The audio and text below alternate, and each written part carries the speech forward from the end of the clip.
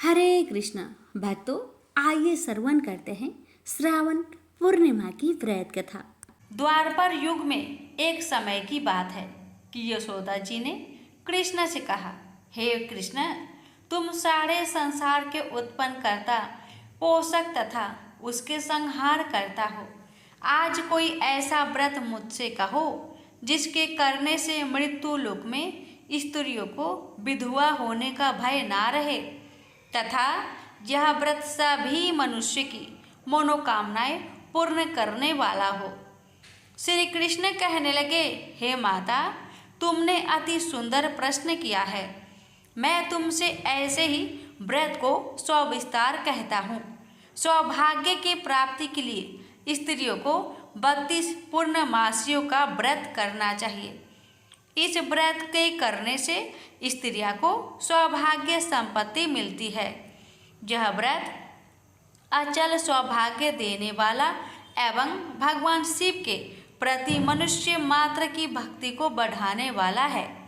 यशोदा जी कहने लगी, हे कृष्ण, सर्वप्रथम इस व्रत को मृत्यु लोक में किसने किया था, इसके विषय में विस्तार पूर्वक मुझसे कहो।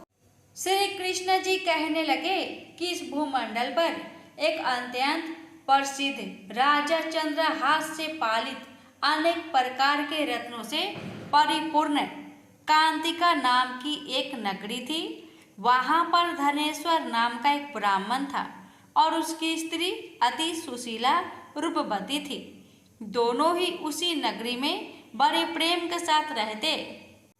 एक समय एक बड़ा तपस्वी योगी उस नगरी में आया। वह योगी उस ब्राह्मण के घर को छोड़कर अन्य सब घरों से भिक्षा लाकर भोजन किया करता था। रूपवती से वह भिक्षा नहीं लिया करता था। उस योगी ने एक दिन रूपवती से भिक्षा न लेकर किसी अन्य घर से भिक्षा लेकर गंगा किनारे जाकर भिक्षान्न को प्रेम पूर्वक खा रहा था कि धनेश्वर ने योगी का यह सब कार्य किसी प्रकार से देख लिया। अपनी भिक्षा के अनादर से दुखी होकर धनेश्वर योगी से बोला, महात्मन, आप सब घरों से भिक्षा लेते हैं परंतु मेरे घर की भिक्षा कभी भी नहीं लेते, इसका कारण क्या है? योगी ने कहा कि निसंतान के घर की भीख पतितों के अन्न के तुल्य होती है और जो पतितों का अन्न खाता है वो भी पतित हो जाता है। चूंकि तुम निसंतान हो अतः पतित हो जाने के भय से मैं तुम्हारे घर की भिक्षा नहीं लेता हूँ। धनेश्वर यह बात सुनकर अपने मन में बहुत दुखी हुआ और हाथ जोड़कर योगी के पैरों पर गिर पड़ा तथा अंतर्भाव से कहने लगा, हे महाराज, यदि ऐसा है तो आप मुझको पुत्र प्राप्ति का उपाय बतलाइए। आप सर्वज्ञ हैं, मुझ पर अवश्य ही यह कृपा कीजिए। धन की मेरे घर में कोई कमी नहीं परंतु मैं पुत्र न होने के कारण अत्यंत दुखी हूँ। आप मेरे इस दुख का हरण करें, आप सामर्थ्यवान हैं। यह सुनकर योगी कहने लगे, हे ब्राह्मण, तुम चंडी की आराधना करो। घर आकर उसने अपने स्त्री से सब वृत्तांत कहा और स्वयं तप के निमित्त वन में चला गया। वन में जाकर उसने चंडी की उपासना की और उपवास किया।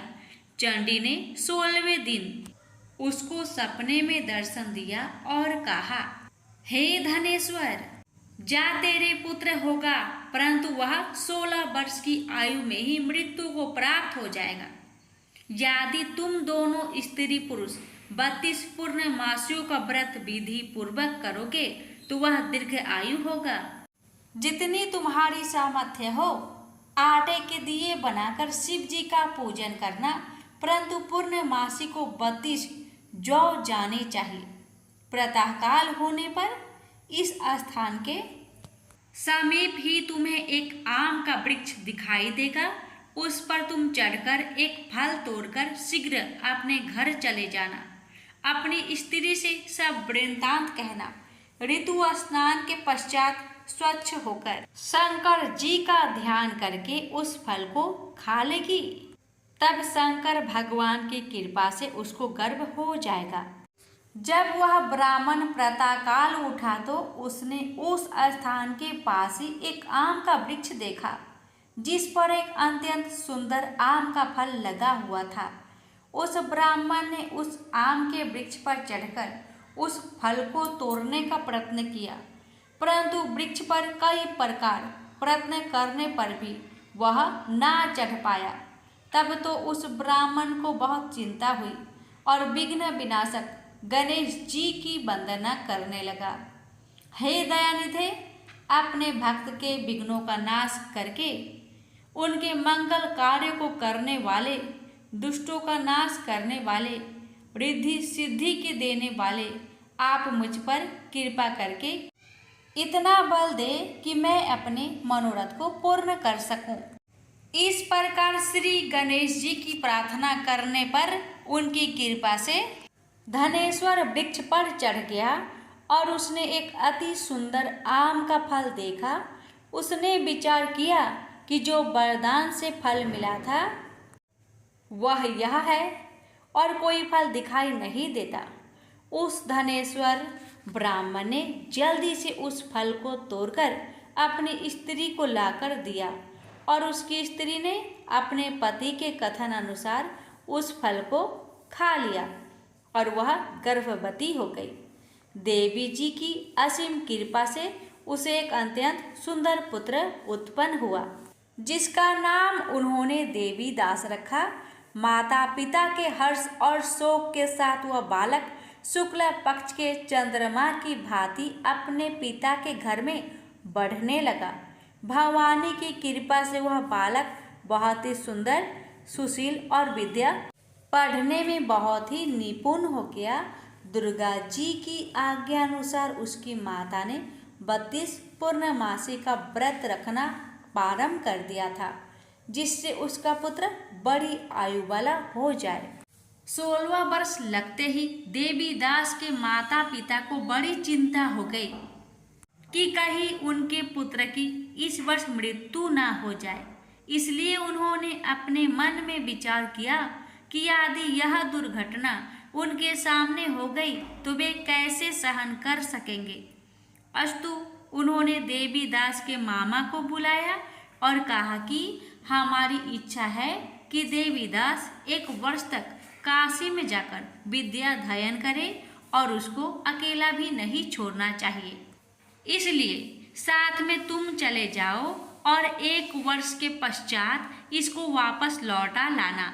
सब प्रबंध करके उसके माता पिता ने काशी जाने के लिए देवी दास को एक घोड़े पर बैठाकर उसके मामा को उसके साथ कर दिया, किंतु यह बात उसके मामा या किसी और से नहीं कही। धनेश्वर ने सपत्नीक अपने पुत्र की मंगल कामना तथा दीर्घ आयु के लिए भगवती दुर्गा की आराधना और पूर्णमासियों का व्रत करना आरंभ कर दिया। इस प्रकार बराबर 32 पूर्णमासी का व्रत पूरा किया। कुछ समय पश्चात एक दिन वह दोनों मामा और भांजा मार्ग में रात्रि बिताने के लिए किसी ग्राम में ठहरे हुए थे। उस दिन उस गांव में एक ब्राह्मण की अत्यंत सुंदरी, सुशीला, विदुषी और गुणवती कन्या का विवाह होने वाला था। जिस धर्मशाला के अंदर वर और उसकी बारात ठहरी हुई थी, उस धर्मशाला में देवीदास और उसके मामा भी ठहरे हुए थे। संयोगवश कन्या को तेल आदि चढ़ाकर मंडप आदि का कृत्य किया गया तो लगन के समय वर को धनुर्वात हो गया। अस्तु वर के पिता ने अपने कुटुंबियों से परामर्श करके निश्चय किया कि यह देवीदास मेरा पुत्र जैसा ही सुंदर है, मैं इसके साथ ही लगन करा दूं और बाद में विवाह के अन्य कार्य मेरे लड़के के साथ हो जाएंगे।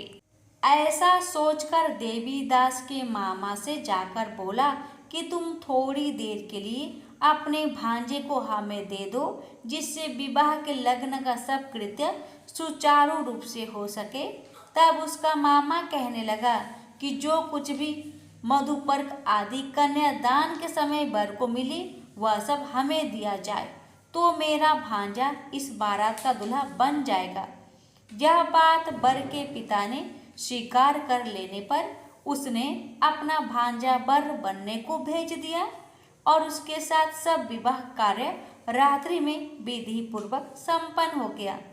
पत्नी के साथ वह भोजन न कर सका और अपने मन में सोचने लगा कि न जाने यह किसी स्त्री होगी। वह एकांत में इसी सोच में गरम निश्वास छोड़ने लगा तथा उसकी आंखों में आंसू भी आ गया। तब वधू ने पूछा कि क्या बात है, आप इतने उदासीन व दुखी क्यों हो रहे हैं? तब उसने सब बातें जो वर के पिता व उसके मामा में हुई थी उसको बतला दी। तब कन्या कहने लगी कि यह ब्रह्म विवाह के विपरीत हो कैसे सकता है? हे देव, ब्राह्मण और अग्नि के सामने मैंने आपको ही अपना पति बनाया है, इसलिए आप ही मेरे पति हैं। मैं आपकी ही पत्नी रहूंगी, किसी अन्य की कदापि नहीं। तब देवी दास ने कहा, ऐसा मत करिए, क्योंकि मेरी आयु बहुत थोड़ी है। मेरे पश्चात आपकी क्या गति होगी, इन बातों को अच्छी तरह विचार लो। परंतु वह दृढ़ विचार वाली थी, बोली कि जो आपकी गति होगी वही मेरी गति होगी। हे स्वामी, आप उठिए और भोजन करिए, आप निश्चय ही भूखे होंगे। इसके बाद देवीदास और उसकी पत्नी दोनों ने भोजन किया तथा शेष रात्रि वे सोते रहे। प्रातःकाल देवीदास ने अपनी पत्नी को 3 नगों से जड़ी हुई एक अंगूठी दी, एक रुमाल दिया और बोला, हे प्रिय, इसे लो और संकेत समझकर स्थिर चित हो जाओ। मेरा मरण और जीवन जानने के लिए एक पुष्प वाटिका बना लो, उसमें सुगंधी वाली एक नौ मल्लिका लगा लो, उसको प्रतिदिन जल से सींचा करो और आनंद के साथ खेलो कूदो तथा उत्सव मनाओ। जिस समय और जिस दिन मेरा प्रांत होगा ये फूल सूख जाएंगे और जब ये फिर हरे हो जाए तो जान लेना कि मैं जीवित हूँ। यह बात निश्चय करके समझ लेना, इसमें कोई संचय नहीं है। यह समझाकर वह चला गया। प्रातःकाल होते ही वहाँ पर गाजे बाजे बजने लगे और जिस समय विवाह के कार्य समाप्त करने के लिए वर तथा सब बाराती मंडप में आए तो कन्या ने वर को भली प्रकार से देखकर अपने पिता से कहा, यह मेरा पति नहीं है, मेरा पति वही है जिसके साथ रात्रि में मेरा पानी ग्रहण हुआ था। इसके साथ मेरा विवाह नहीं हुआ है। यदि यह वही है तो बताए कि मैंने इसको क्या किया। मधुपर्क और कन्यादान के समय जो मैंने भूषण आदि दिए थे उन्हें दिखाए तथा रात में मैंने क्या गुप्त बातें कही थी वह सब सुनाए। पिता ने उसके कथन अनुसार वर को बुलाया। कन्या की यह सब बातें सुनकर वह कहने लगा कि मैं कुछ नहीं जानता। इसके पश्चात लज्जित होकर वह अपना सा मुंह लेकर चला गया और सारी बारात भी अपमानित होकर वहां से लौट गई। भगवान श्री कृष्ण बोले, हे माता, इस प्रकार देवीदास काशी विद्याध्ययन के लिए चला गया। जब कुछ समय बीत गया तो काल से प्रेरित होकर एक सर्प रात्रि के समय उसको डसने के लिए वहां पर आया। उस विषधर के प्रभाव से उसके शयन के स्थान चारों ओर से विष की ज्वाला से विषैला हो गया, परंतु व्रत राज के प्रभाव से उसको काटने न पाया, क्योंकि पहले ही उसकी माता ने 32 पूर्णिमा का व्रत कर रखा था। इसके बाद वह मध्या के समय स्वयं काल वहां पर आया और उसके शरीर से उसके प्राणों को निकालने का प्रयत्न करने लगा, जिससे वह मूर्छित होकर पृथ्वी पर गिर पड़ा। भगवान की कृपा से उसी समय पार्वती जी के साथ श्री शंकर जी वहां पर आ गए। उसको मूर्छित दशा में देखकर पार्वती जी ने भगवान शंकर से प्रार्थना की कि हे महाराज, इस बालक की माता ने पहले 32 पूर्णिमा का व्रत किया था, जिसके प्रभाव से हे भगवान आप इसको प्राण दान दे। भवानी के कहने पर भक्त वत्सल भगवान श्री शिव जी ने उसको प्राण दान दे दिया।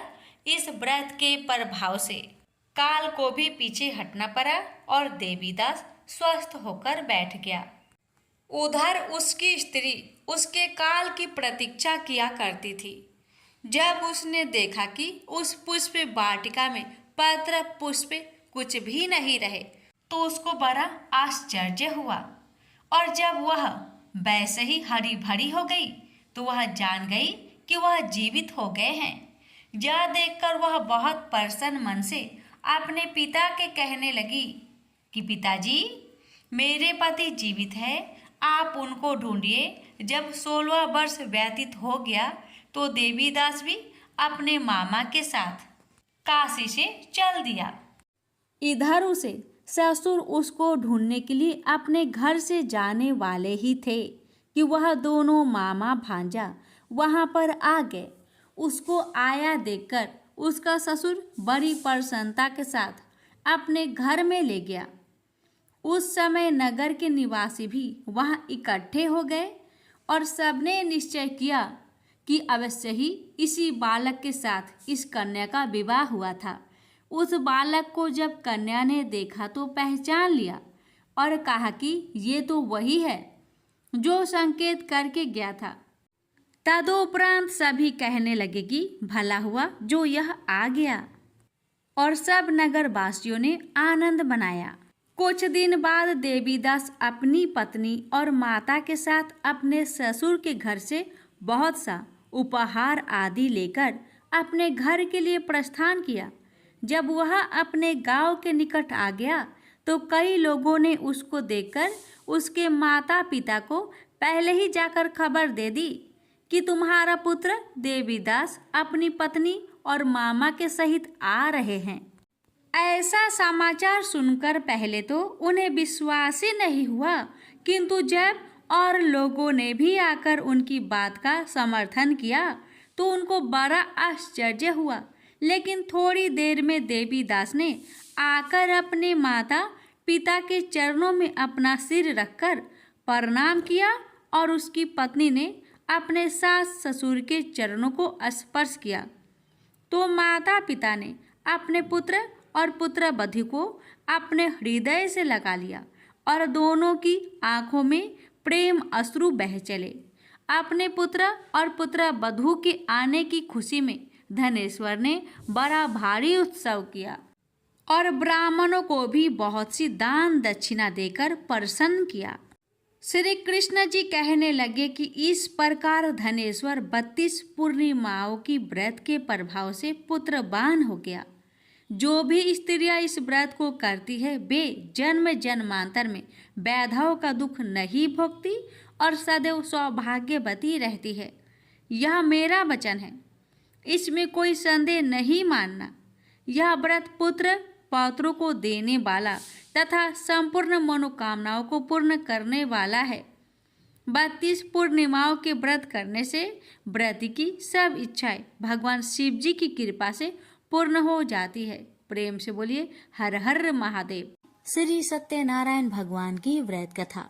एक समय की बात है, नैमिषारण्य तीर्थ में सौनकादि 88,000 ऋषियों ने श्री सूत जी से पूछा, हे प्रभु, इस कलयुग में वेद विद्या रहित मनुष्य को प्रभु भक्ति किस प्रकार मिल सकती है तथा उनका उद्धार कैसे होगा?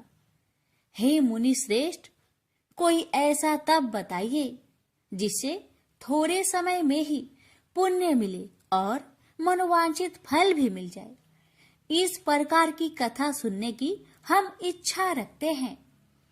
सर्व शास्त्रों के ज्ञाता सूत जी बोले, हे वैष्णवों, मैं पूज्य आप सभी ने प्राणियों के हित की बात पूछी है, इसलिए मैं एक श्रेष्ठ व्रत को आप लोगों को बतलाऊंगा जिसे नारद जी ने लक्ष्मी नारायण जी से पूछा था और लक्ष्मीपति ने मुनि श्रेष्ठ नारद जी से कहा था।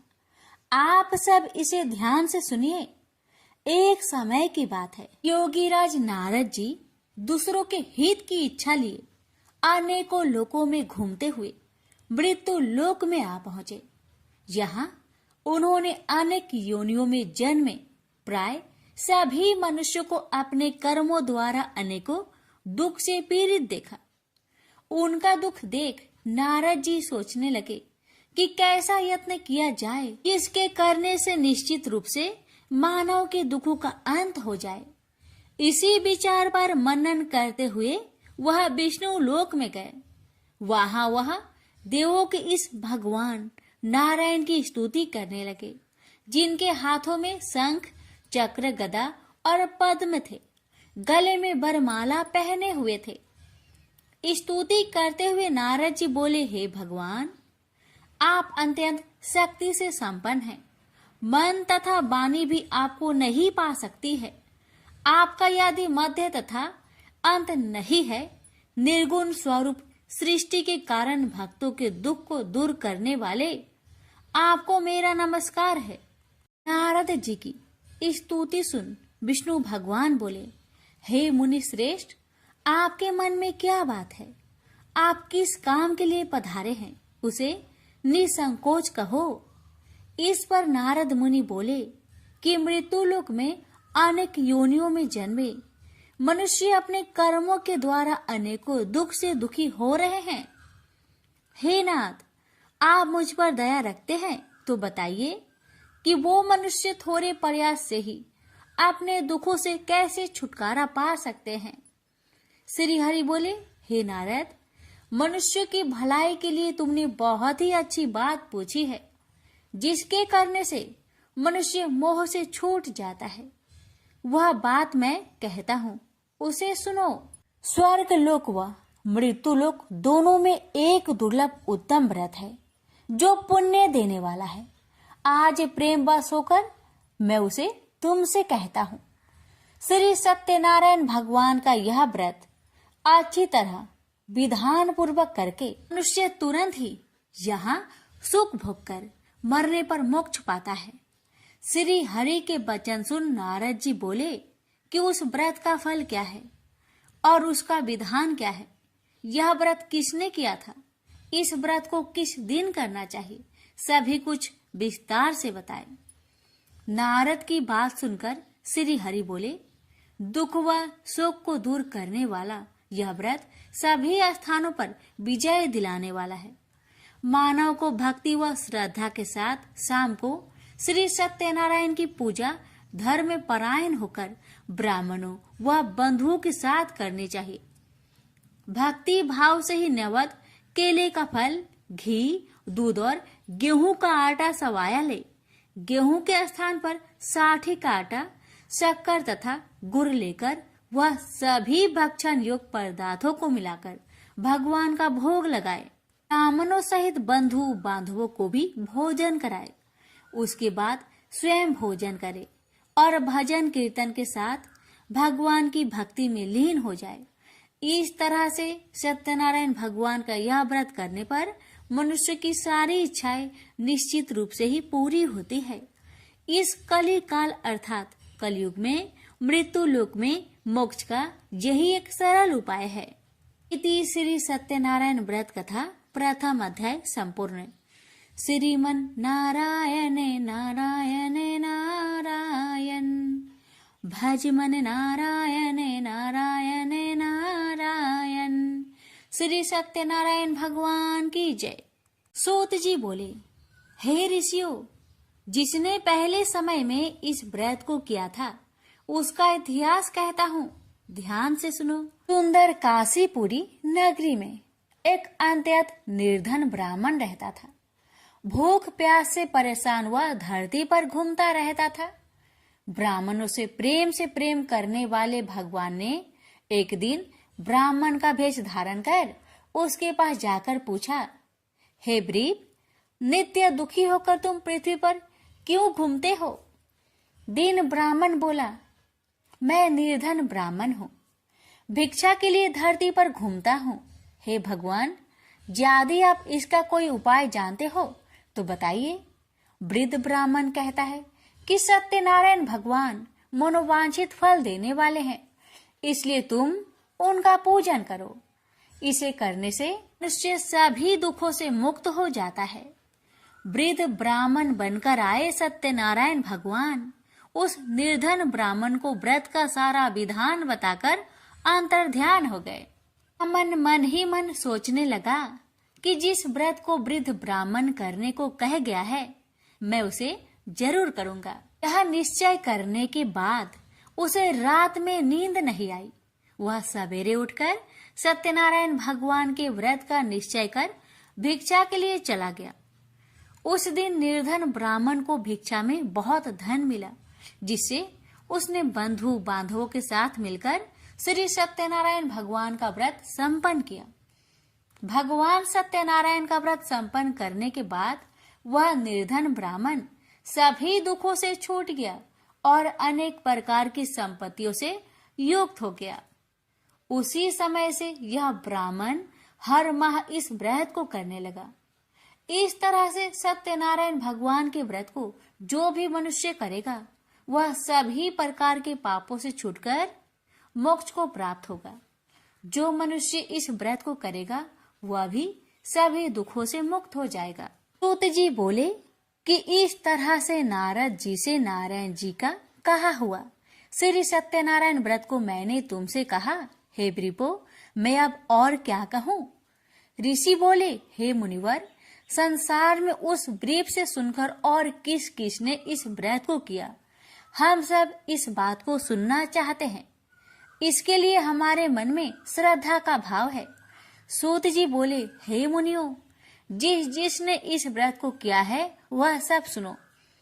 एक समय वही व्रीप धन व ऐश्वर्य के अनुसार अपने बंधु बांधवों के साथ इस व्रत को करने को तैयार हुआ। उसी समय एक लकड़ी बेचने वाला बूढ़ा आदमी आया और लकड़ियां बाहर रखकर अंदर ब्राह्मण के घर में गया। प्यास से दुखी वह लकड़हारा उनको व्रत करते देख व्रीप को नमस्कार कर पूछने लगा कि आप यह क्या कर रहे हैं तथा इसे करने से क्या फल मिलेगा, कृपया मुझे भी बताइए। ब्राह्मण ने कहा कि सब मनोकामनाओं को पूरा करने वाला यह सत्यनारायण भगवान का व्रत है। इनकी कृपा से ही मेरे घर में धन्य धान्य आदि की वृद्धि हुई है। व्रीप से सत्यनारायण व्रत के कथा के बारे में जानकर लकड़हारा बहुत प्रसन्न हुआ। चरणामृत लेकर वह प्रसाद खाने के बाद वह अपने घर गया। लकड़हारे ने अपने मन में संकल्प किया कि आज लकड़ी बेचने से जो धन मिलेगा उसी से श्री सत्यनारायण भगवान का उत्तम व्रत करूंगा। मन में इस विचार को ले बूढ़ा आदमी सिर पर लकड़ियां रख उस नगर में बेचने गया जहां धनी लोग ज्यादा रहते थे। उस नगर में उसे अपनी लकड़ियों का दाम पहले से 4 गुना अधिक मिलता है। बूढ़ा प्रसन्नता के साथ दाम लेकर केले, शक्कर, घी, दूध, दही और गेहूं का आटा ले और सत्यनारायण भगवान की व्रत की अन्य सामग्रियां लेकर अपने घर गया। वहां उसने अपने बंधु बांधवों को बुलाकर विधि विधान से सत्यनारायण भगवान का पूजन और व्रत किया। इस व्रत के प्रभाव से वह बूढ़ा लकड़हारा धन पुत्र आदि से युक्त होकर संसार के समस्त सुख भोग अंत काल में बैकुंठ धाम को चला गया। इति श्री सत्यनारायण व्रत कथा 2 अध्याय संपूर्ण। श्रीमन नारायण नारायण नारायण भज मन नारायण नारायण नारायण। श्री सत्यनारायण भगवान की जय। सूत जी बोले, हे श्रेष्ठ मुनियों, अब आगे की कथा कहता हूँ। पहले समय में उल्कामुख नाम का एक बुद्धिमान राजा था। वह सत्य वक्ता और जितेंद्रिय था। प्रतिदिन देव स्थानों पर जाता और निर्धनों को धन देकर उनके कष्ट दूर करता था। उसकी पत्नी कमल के समान मुख वाली तथा सती साध्वी थी। भद्रशिला नदी के तट पर उन दोनों ने श्री सत्यनारायण भगवान का व्रत किया। उसी समय साधु नाम का एक वैश्य आया। उसके पास व्यापार करने के लिए बहुत सा धन भी था। राजा को व्रत करते देखकर वह विनय के साथ पूछने लगा, हे राजन, भक्ति भाव से पूर्ण होकर आप यह क्या कर रहे हैं? मैं सुनने की इच्छा रखता हूँ, तो आप मुझे बताए। राजा बोले, हे साधु, अपने बंधु बांधवों के साथ पुत्र आदि की प्राप्ति के लिए एक महाशक्तिमान श्री सत्यनारायण भगवान का व्रत व पूजन कर रहा हूँ। राजा के वचन सुन साधु आदर से बोला, हे राजन, मुझे इस व्रत का सारा विधान कहिए। आपके कथा अनुसार मैं भी इस व्रत को करूंगा। मेरी भी संतान नहीं है और इस व्रत को करने से निश्चित रूप से मुझे संतान की प्राप्ति होगी। राजा से व्रत का सारा विधान सुनकर व्यापार से निवृत्त हो वह अपने घर गया। साधु वैश्य ने अपनी पत्नी को संतान देने वाले इस व्रत का वर्णन कह सुनाया और कहा कि जब मेरी संतान होगी तब मैं इस व्रत को करूंगा। साधु ने इस तरह के वचन अपनी पत्नी लीलावती से कहे। एक दिन लीलावती पति के साथ आनंदित हो सांसारिक धर्म में प्रवृत्त होकर सत्यनारायण भगवान की कृपा से गर्भवती हो गई। 10वें महीने में उसके गर्भ से एक सुंदर कन्या ने जन्म लिया। दिनों दिन वह ऐसे बढ़ने लगी जैसे कि शुक्ला पक्ष का चंद्रमा बढ़ता है। माता पिता ने अपनी कन्या का नाम कलावती रखा। एक दिन लीलावती ने मीठे शब्दों में अपने पति को याद दिलाया कि आपने सत्यनारायण भगवान के जिस व्रत को करने का संकल्प किया था उसे करने का समय आ गया है। आप इस व्रत को करिए। साधु बोला कि हे प्रिय, इस व्रत को मैं उसके विवाह पर करूंगा। इस प्रकार अपनी पत्नी को अवशासन देकर वह नगर को चला गया। कलावती पिता के घर में रह वृद्धि को प्राप्त हो गई। साधु ने एक बार नगर में अपनी कन्या को सखियों के साथ देखा तो तुरंत ही दूत को बुलवाया और कहा कि मेरी कन्या की योग वर देखकर आओ। साधु की बात सुनकर दूत कंचन नगर में पहुंचा और वहां देखभाल कर लड़की के सुयोग बनिक पुत्र को ले आया। सुयोग लड़के को देख साधु ने बंधु बांधवों को बुलाकर अपनी पुत्री का विवाह कर दिया। लेकिन दुर्भाग्य की बात ये कि साधु ने अभी भी श्री सत्यनारायण भगवान का व्रत नहीं किया। इस पर श्री भगवान क्रोधित हो गए और श्राप दिया कि साधु को अत्यधिक दुख मिले। अपने कार्य में कुशल साधु बनिया जमाई को लेकर समुद्र के पास स्थित होकर रत्नासारपुर नगर में गया।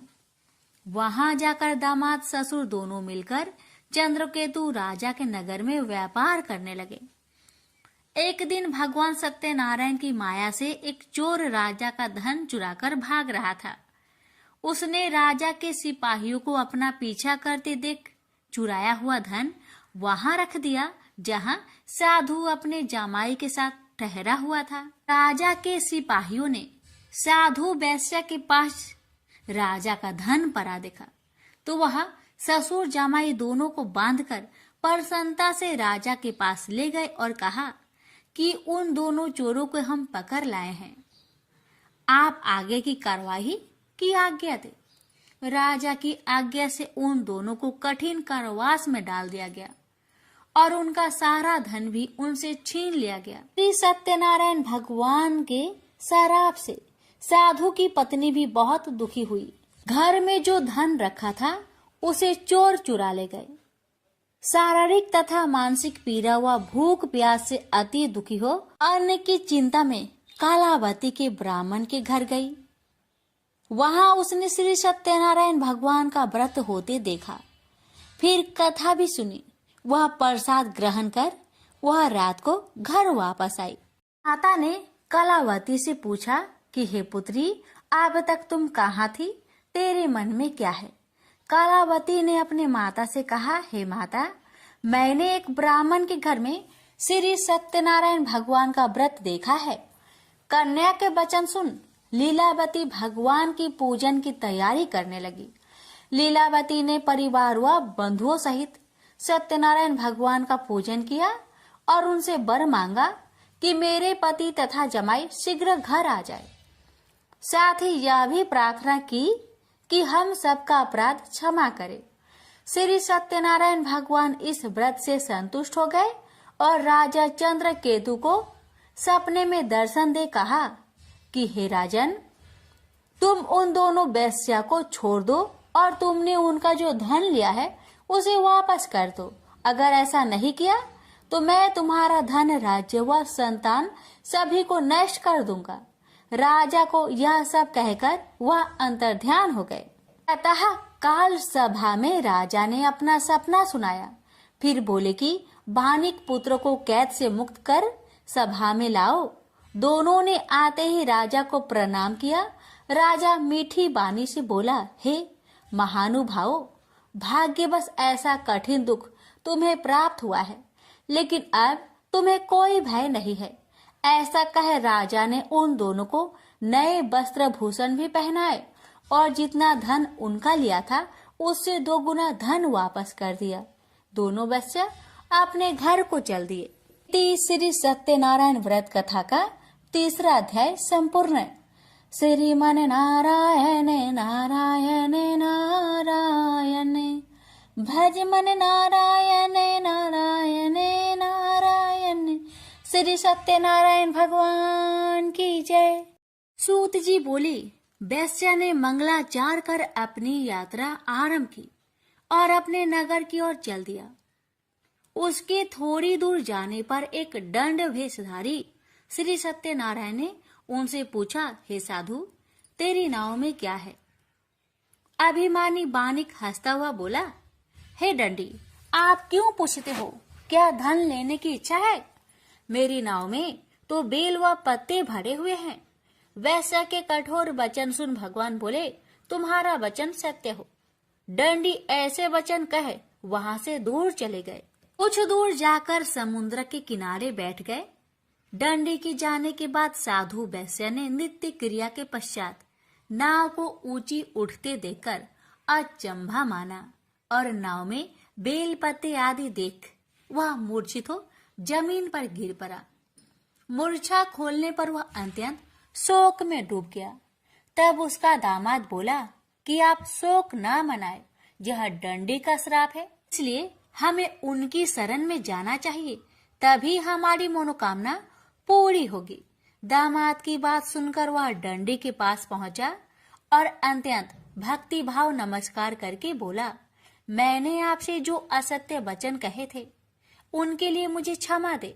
ऐसा कहकर महान शोकातुर हो रोने लगा। दंडी भगवान बोले, हे बानिक पुत्र, मेरी आज्ञा से बार बार तुम्हें दुख प्राप्त हुआ है, तू मेरी पूजा से विमुख हुआ।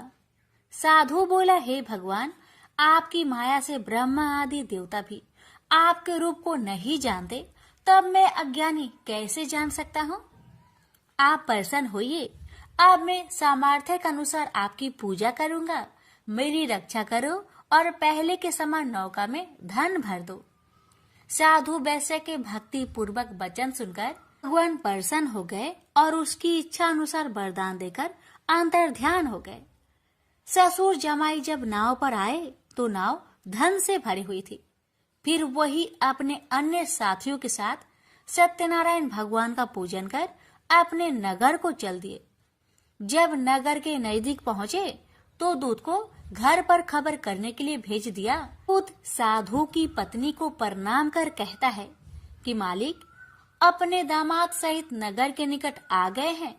दूत की बात सुन साधु की पत्नी लीलावती ने बड़े हर्ष के साथ सत्यनारायण भगवान का पूजन कर अपनी पुत्री कलावती से कहा कि मैं अपने पति के दर्शन को जाती हूँ, तो कार्य पूर्ण कर शीघ्र आ जाना।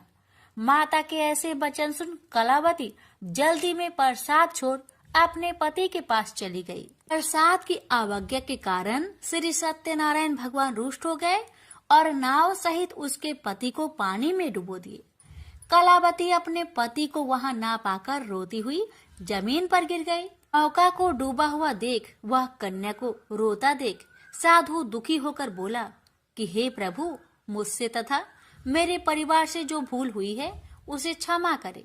साधु के दीन वचन सुनकर श्री सत्यनारायण भगवान प्रसन्न हो गए और आकाशवाणी हुई, हे साधु, तेरी कन्या मेरे प्रसाद को छोड़कर आई है, इसलिए उसका पति अदृश्य हो गया है। यदि वह घर जाकर प्रसाद खाकर लौटती है तो इसे उसका पति अवश्य मिलेगा। ऐसी आकाशवाणी सुन कलावती घर पहुंचकर प्रसाद खाती है और फिर आकर अपने पति के दर्शन करती है। उसके बाद साधु अपने बंधु बांधवों सहित श्री सत्यनारायण भगवान का विधि विधान से पूजन करता है। इस लोक का सुख भोग वह अंत में स्वर्ग जाता है। इति श्री सत्यनारायण व्रत कथा चतुर्थ अध्याय संपूर्ण। श्रीमन नारायणे नारायणे नारायणे भज मन नारायणे नारायणे नारायण। श्री सत्यनारायण भगवान की जय। श्री सूत जी बोले, हे ऋषियों, मैं और भी एक कथा सुनाता हूँ, उसे भी ध्यान पूर्वक सुनो। प्रजा पालन में लीन तुंगध्वज नाम का एक राजा था। उसने भी भगवान का प्रसाद त्याग कर बहुत ही दुख प्राप्त किया। एक बार वन में जाकर वन्य पशुओं को मारकर वह बर के पेड़ के नीचे आया। वहां उसने ग्वालों को भक्ति भाव से अपने बंधुओं सहित सत्यनारायण भगवान का पूजन करते देखा। अभिमानवश राजा ने उन्हें देखकर भी पूजा स्थान में नहीं गया, न ही उसने भगवान को नमस्कार किया। ग्वालों ने राजा को प्रसाद दिया, लेकिन उसने वह प्रसाद नहीं खाया और प्रसाद को वहीं छोड़कर वह अपने नगर को चला गया। जब वह नगर में पहुंचा तो वहां सब कुछ तहस नहस हुआ पाया, तो वह शीघ्र ही समझ गया कि यह सब भगवान ने ही किया है।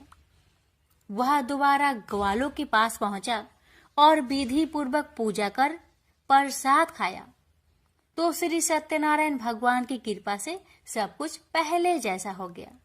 दीर्घ काल तक सुख भोगने के बाद मरोना उपरांत उसे स्वर्ग लोक की प्राप्ति हुई। तो मनुष्य परम दुर्लभ इस व्रत को करेगा तो भगवान सत्यनारायण की अनुकंपा से उसे धन्य धान्य की प्राप्ति होगी। निर्धन धनी हो जाता है और भय मुक्त हो जीवन जीता है। संतानहीन मनुष्य को संतान सुख मिलता है और सारे मनोरथ पूर्ण होने पर मानव अंत काल में वैकुंठ धाम को जाता है। सूत जी बोले, जिन्होंने पहले इस व्रत को किया है, अब उनके दूसरे जन्म की कथा कहता हूँ। वृद्ध संतानंद ब्राह्मण ने सुदामा का जन्म लेकर मोक्ष की प्राप्ति की। लकरहारे ने अगले जन्म में निषाद बनकर मोक्ष प्राप्त किया। उल्कामुख नाम का राजा दशरथ होकर वैकुंठ को गए। साधु नाम के वैश्य ने मोरध्वज बनकर अपने पुत्र को आरे से चीरकर मोक्ष पाया। महाराज तुंगध्वज ने स्वयंभू होकर भगवान में भक्ति युक्त हो कर्म कर मोक्ष पाया। श्री सत्यनारायण व्रत कथा का 5वां अध्याय संपूर्ण हुआ। श्रीमन नारायण नारायण नारायण भज मन नारायण नारायण नारायण। श्री सत्यनारायण भगवान की जय।